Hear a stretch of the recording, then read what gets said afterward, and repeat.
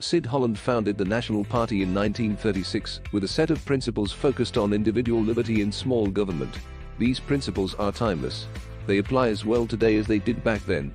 The Nationals today are led by Christopher Luxon, who appears to have a set of political views that contrast strongly with Sid Holland's founding principles. Mr. Luxon once worked for Unilever in Canada, and he takes credit for helping to develop the company's sustainable living plan. The plan seems to be a perfect example of woke corporatism, a system where companies prioritize political targets over the needs of their customers. Mr. Luxon later moved back to his home country, where he found employment at government-owned airline Air New Zealand. He busied himself there implementing a very similar plan to the one he designed in Canada. Economic, social and environmental goals we have to really supercharge our success on the world stage. Like Unilever, Air New Zealand soon committed itself to the pursuit of global green left political objectives at the expense of its customers. There seems little doubt Mr. Luxon's personal politics are aligned with green left corporatism.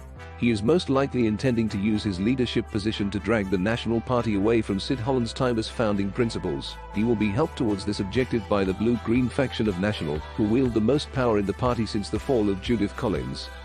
Anyone voting for the Nats today should know that under Mr. Luxon's leadership, it is a far different party from what it was last year, and light years away from Sid Holland's original party.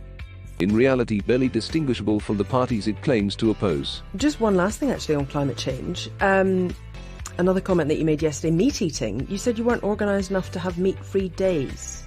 So is tackling climate change personal responsibility? Yeah, it is. Yeah, it is. It is a responsibility for all of us, and I'm a big commit. I'm very big. On climate change, I've been talking about it in a corporate context for years. I built, worked with the Unilever Sustainable Living Plan. I did the same thing at Air New Zealand. So, I really understand climate change is real. We're not here to deny it. We're not here to minimise it. We're very committed to net carbon zero in 2050, the NDC commitment in 2030. But, for me personally, I don't eat a lot of red meat. It's just what it is personally.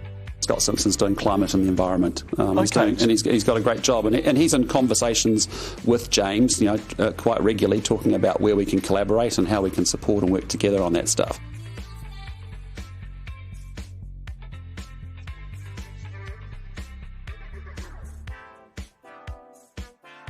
Know who and what you are really voting for. The Nats today are a party of the green left.